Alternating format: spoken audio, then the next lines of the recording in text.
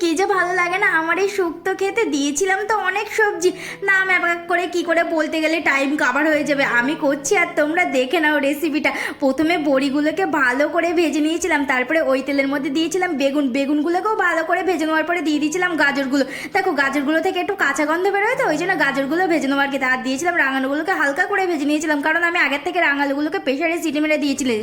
আর সবশেষে দিয়ে দিয়েছিলাম উচ্ছেগুলোকে ভেজে নেওয়ার পরে তারপরে ওই তেলের মধ্যে দিয়ে দিয়েছিলাম পাঁচফোড়নগুলো দিয়ে ডাঁটা বরবটি পেঁপে আলু দিয়ে ভালো করে ভেজে নিয়েছিলাম। আর দিয়ে দিয়েছিলাম আদা, আর দিয়ে দিয়েছিলাম নুন, একটু জিরের গুঁড়ো আর জল ঢালা। এই জল না, আমি সরি দুধ দিয়ে রান্না করেছিলাম তো শুক্তোটা, ওই জন্য দিয়েছিলাম আর কি দুধ। হ্যাঁ, যতটা দুধ দেবো তার বেশি পরিমাণে আমি কিন্তু জল মিশিয়েছি এতে।